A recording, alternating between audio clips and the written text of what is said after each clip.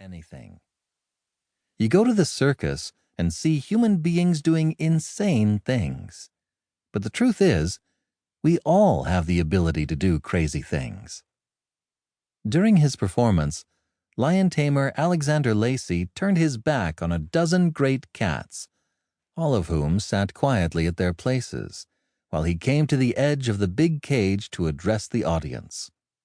People are not really concerned with lots of wildlife until they can feel it and see it, enjoy it and love it as much as I do, until they've seen it with their own eyes, Lacey said. Support good, well-run circuses, he said. Support good, well-run zoos. Support good, well-run public parks that look after these animals. His passion so distracted him that he would finally turn to his patient cats to apologize. "I'm sorry, boys, I don't usually do that. I've confused you." The cats seemed willing to oblige him, and the show went seamlessly on.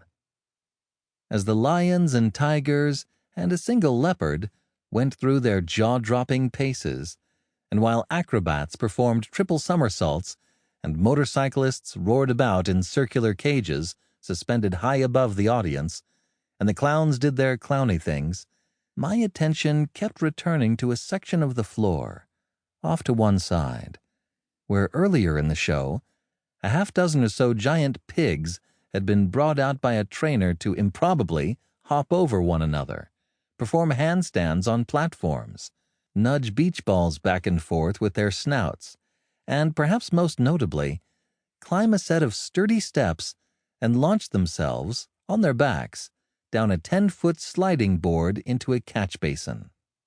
The trainer had long since vanished, but the pigs were still at their acrobatics and were, one after another, still lining up for a turn down the slide.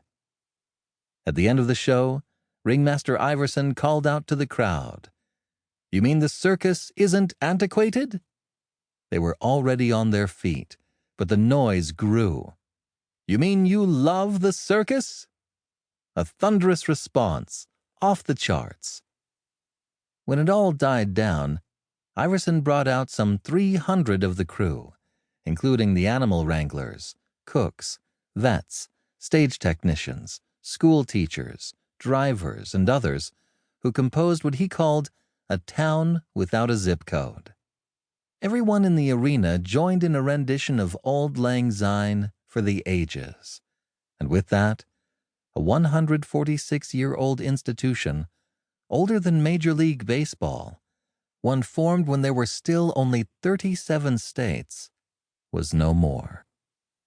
It would be the first time in a number of years that those many cast and crew members would not be scrambling to make connections for the next day's setup location and performance, I thought, as I made my way to the parking lot, past the still enthusiastic program and souvenir vendors. And though many of the performers and staff had long ago made preparations for retirement or transition to other jobs, it occurred to me that precious little accommodation had been undertaken for those of us who might not be out of a job, but who were certainly now out of a circus. It had been quite some time since I'd seen the greatest show on earth, but it had always been somehow reassuring to know that the show still went on, just as it somehow mattered to me that the Harlem Globetrotters were still tossing buckets of confetti into shrieking crowds and beating the bejesus out of the Washington Generals long after the team had relinquished its role, thankfully, in providing the only available gainful employment to a number of the nation's most talented black basketball players. At one time, the circus had been an entertainment leviathan, and some of the nation's most accomplished entrepreneurs had been attracted to it, vastly enriched by it, and in turn had enriched the lives of those who flocked to see it, moving the needle on the communal and cultural life of the country to virtually the same extent as did organized religion. Entrepreneurs like James Bailey, P.T. Barnum, and John Ringling were not only canny business people, but also secular prophets, each with a